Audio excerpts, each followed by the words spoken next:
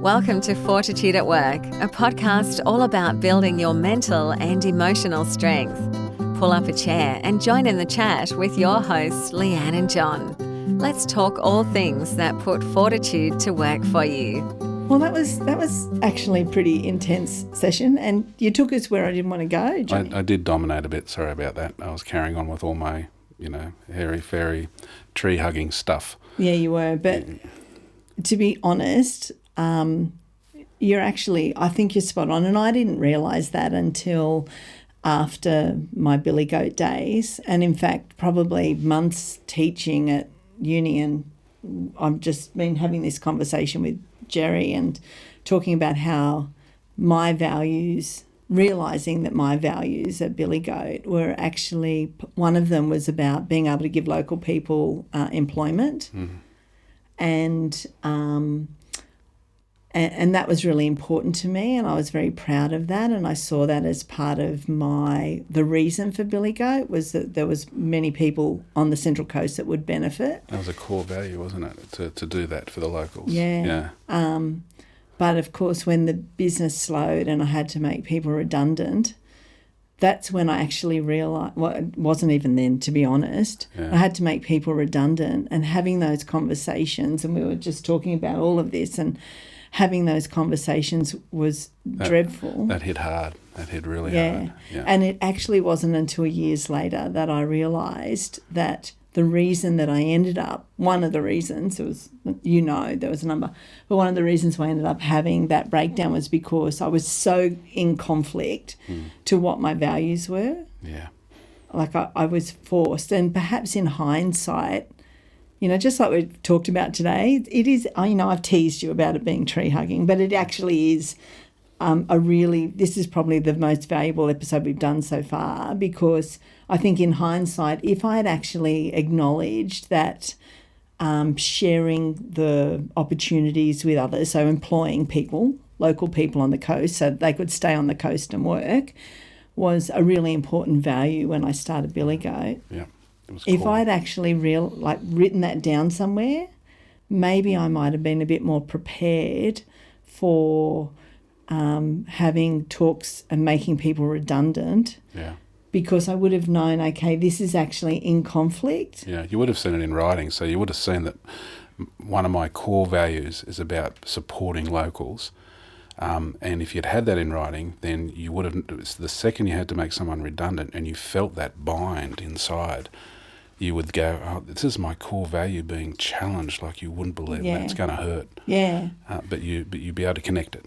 Yeah. Because it's in your business plan, the values of the business. And I actually didn't realise that was a contributor to me not coping until years later when I was talking about exit plans and aligning your values to uni students at the University of Newcastle. And then it actually dawned on me, it's linked to, one of those journeys for me was linked to my need to recruit people locally and give local people jobs, and then having to let local people go almost killed me. So another, it sends the point home that when you do a business plan, it is good for you to have that direction, but it is also something you can refer to when you are challenged on your core values of your business. Yeah. So maybe, it's been good to steer off this path. You've hijacked it, but hey, look, here we are. Yeah. I'm just here for decoration and the odd words of wisdom. Yeah. And also being humble. Yeah. Yeah, so good stuff. All right, let's get on with the rest of the day. Yep. Okay, we need to swap papers now because I need this. Okay. So that I can look wise as we talk about wisdom. Okay, we're happening, are we, Jerry? Oh. Okay, so season 2. Season 2, episode 6. No. 7. 7. Episode 7. We're powering through. We are. Go us. Yeah. Okay. So, welcome back. Yep. How are you? How are you? I'm well. You? I'm very well. Wonderful. Thank you for asking me. That's okay. Thank you. I'm very well. Yeah. So in this episode, I wanted to talk about wisdom. And the reason that I wanted to talk about wisdom is because it's something else that's come up in my research, is this value of wisdom in micro business. And I just love the word. It's just gorgeous. And I think it's a very old-fashioned word, don't you think? Yeah, it is. It's nice. Yeah, I don't think we actually refer to it enough. Yeah, it has. It has a nice feeling. It has trust and experience and almost a bit of a spiritual connection to wisdom, isn't there? Yeah. I had one of the interviewees say to me as part of our, conversation in the interview, I've, in my 10 plus years of being in business, I've come to realise that I no longer need to be the sage on the stage. And I just love that because I think it just captures, it's kind of a juxtaposition against I'm wise enough to know that I don't have to be wise all the time. It's good, and this is part of what when you speak. Actually, you gave my business a plug in the last episode around my counselling business. So, what's Fortitude at Work? How do we get in contact with you to speak? fortitudeatwork.com.au. Okay. Fortitude at Work. I'll say it to the camera. fortitudeatwork.com.au. And what do you do? Look, I do a lot of keynote speaking. Thanks for asking me, John. Oh, that's what I'm here for. Yeah. I do a lot of keynote speaking, either with organisations that have lots of small business members. So maybe it's an association that's got lots of small businesses as part of their membership, and so we might talk about what are the things that you can do to work well, to be mentally healthy at work, to cope with the really tough times.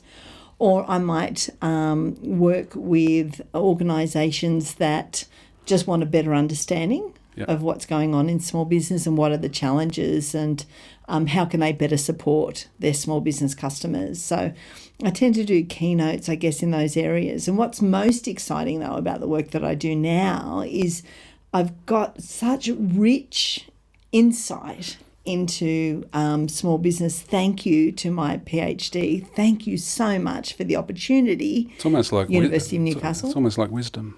Yeah, it's almost like wisdom. I've got this wisdom. Okay. To be able to share, really what's at the crux of it. fortitudeatwork.com.au. Thank you. Thanks, Johnny. So I wanted to talk a little bit about wisdom today because I don't think that we acknowledge it enough. And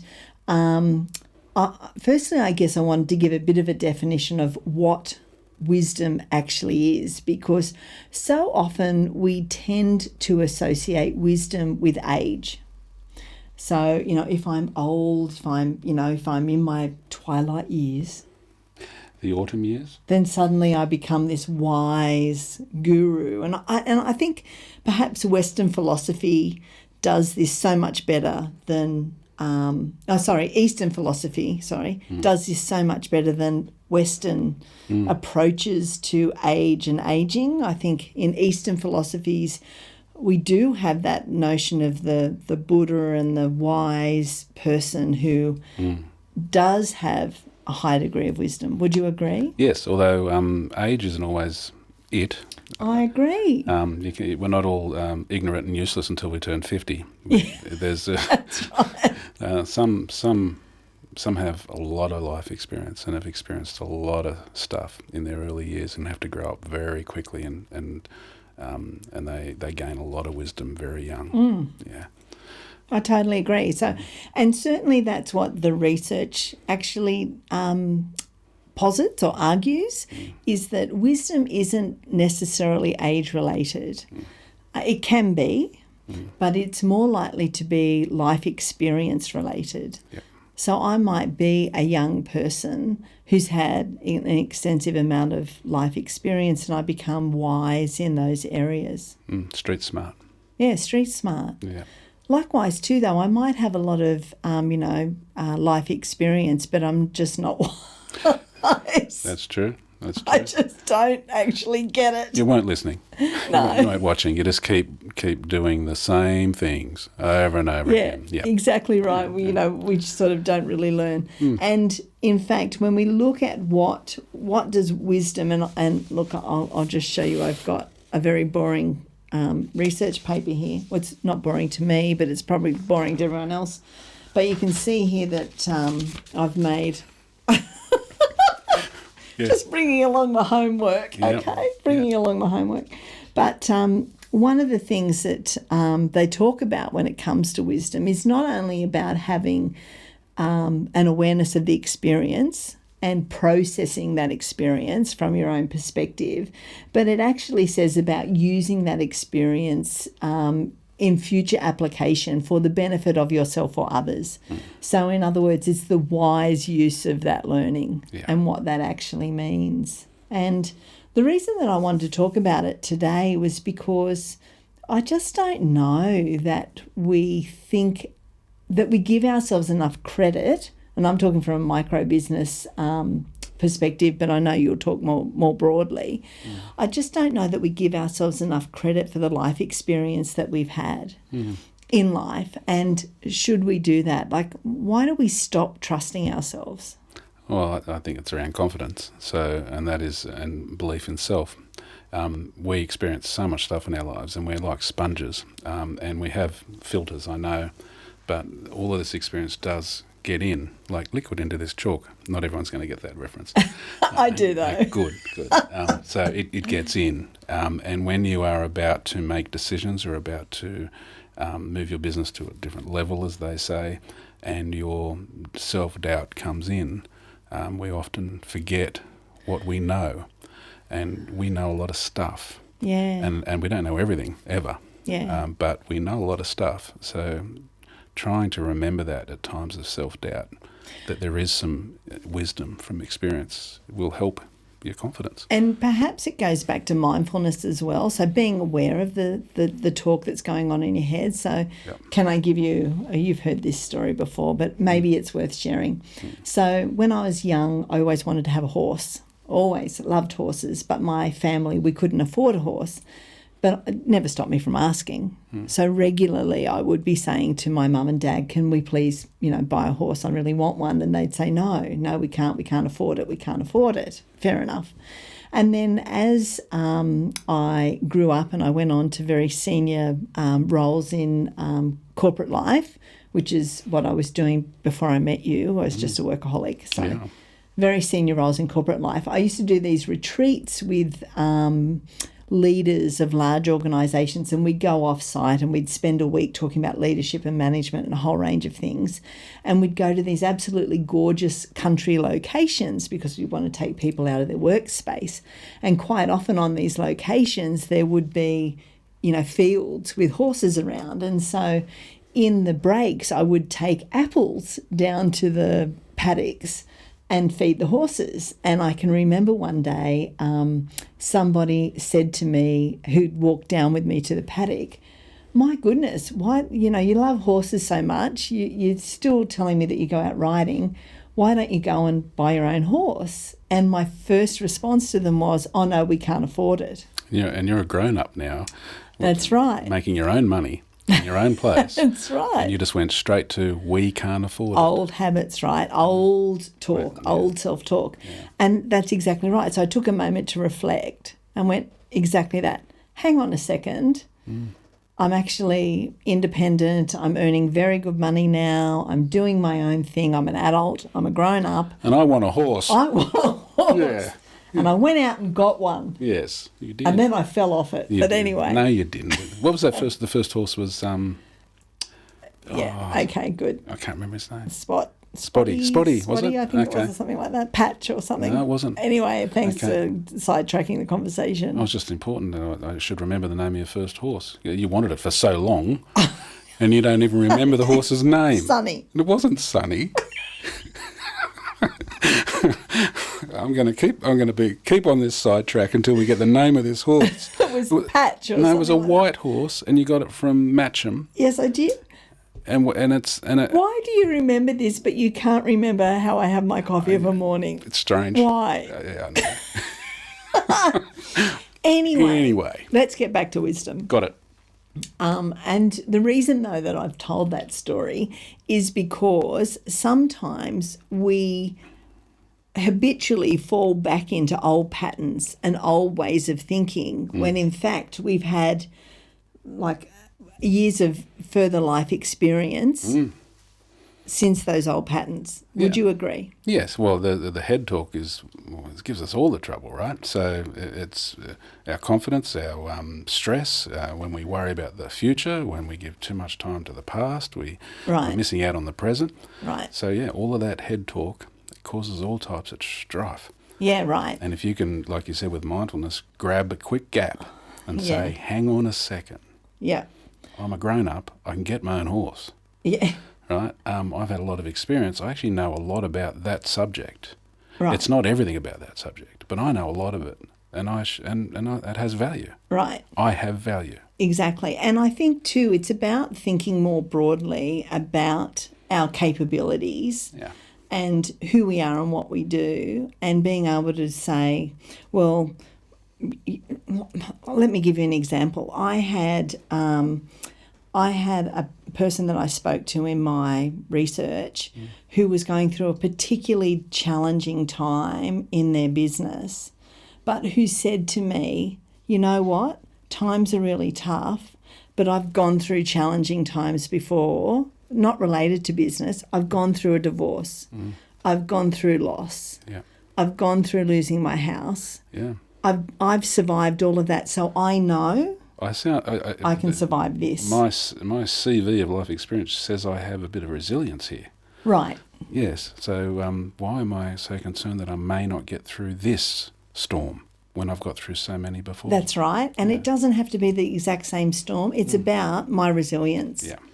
So it doesn't matter the context or the example, the situation. Yeah. I've proven to myself. And I think what I found in my research was that those small business, micro business owners who were able to remember a time when it was tough in the past and then were able to say, you know what, I've got 10 years of challenges behind me. This is nothing. Yeah.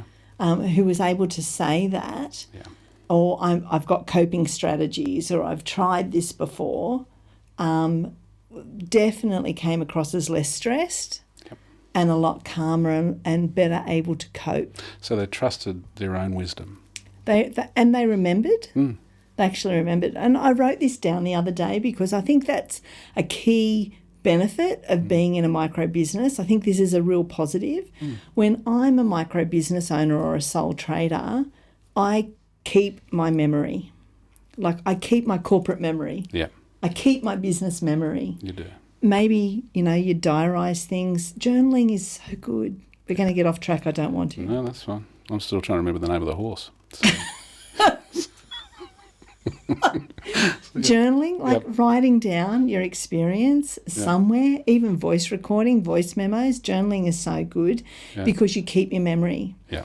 But when I think about my days, for example, as a corporate, very senior manager in very large organisations where I worked like crazy, but if you were to go to those organisations today and say, can you tell me what Leanne Faulkner did? No. Well, nobody's going to remember. No, but you keep that wisdom with you. Yes, I can keep that context, but from a corporate perspective, we risk losing, the corporate memory. We risk it as people leave organisations. You do. Knowledge management, we don't always keep knowledge management readily available. They call it old heads. So, you've got the old heads and the young heads, and if you lose too many old heads, then you lose that wisdom. Yeah. But the benefit of being my own boss, you're taking it with you, and is that I can keep a record of things so that I can draw on my wisdom and say, okay, well, the last time I lost a client, the last time my biggest client went belly up and I lost them, this is what I did. And what you learned.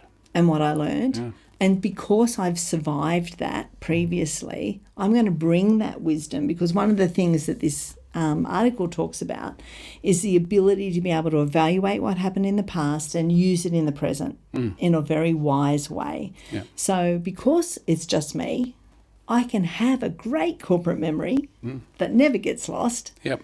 Where I can go, I've had that experience and now I'm going to use it to survive this current experience. One of the reframes or CBT reframes that you use for someone who is fearful or has just lost their job or their business is that they believe they've lost everything, when in fact their greatest asset they haven't lost, and that is them.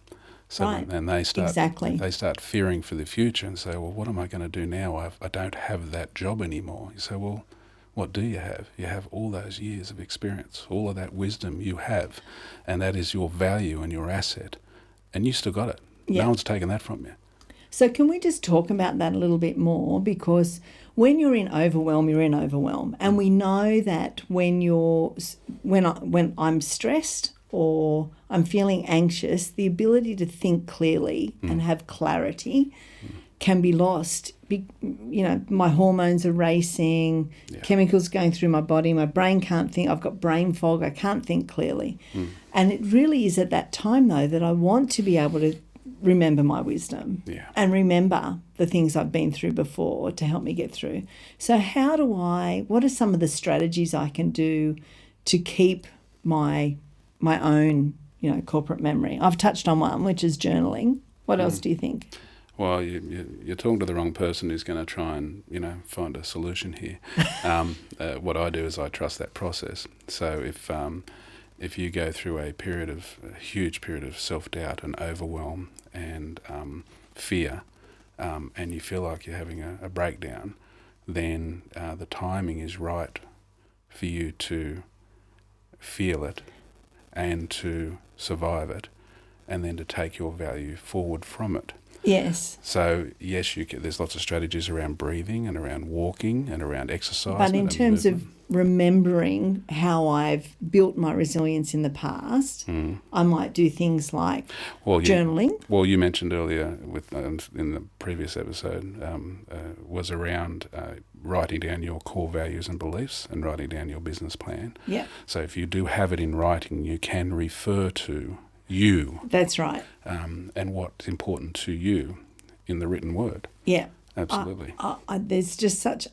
I've journaled all through my PhD process, and there's been such rich information and value that's come out of that that I think, wisdom's an old-fashioned term, and so is journaling or keeping a diary, but in terms of being able to draw on, where I've had my strength in the past, I really think it's an excellent tool. It's a reminder of just how wise you actually are. I think another tool is seeking out the people who perhaps knew you then and who have a good memory, and being able to say to them, look, I'm really struggling with self-doubt at the moment, and finding those people who go, but I remember the last time you were doubting yourself and you came through and this is what you did. So, or they were desperately impressed with just how amazing you were. And they can remind you of that. Yeah, they can remind you of that. I think that's good. I think other triggers as well. So perhaps I've put myself in an environment that triggers me to remember a time when I was strong and capable and able to do it. So we have those olfactory triggers. Maybe there's a perfume I smell where I go, I remember those days. Maybe I go to the beach and remember when I've been at the beach, I've had, a happy, strong, forceful time. Like putting myself in environments that help to trigger memories of resilience. And remind you of your own value. And wisdom. And I don't think we can ignore the value of wisdom when it comes to coping, either at work or on the day-to-day. Remembering that you know a lot of stuff. You don't know everything, and we continue learning. And that's good. But for boring today, otherwise. Today I know a lot of stuff, and that has value. And one of my values is to help others with that stuff. So I feel good about me. Excellent. What a lovely chat. It's always wonderful It's to have always chats. lovely, isn't it? It is. Yeah, thanks, Johnny. Bye. Till next time. Bye. Thanks for your time today. Hope you got some great takeaways from our chats. If you'd like to know more about John and his counselling, go to johndiamond.com.au. If you'd like to know a bit more about Leanne and the work she does in the mental health of small business owners, go to fortitudeatwork.com.au. Don't forget, check the show notes for any additional information about support and resources specifically for small business owners.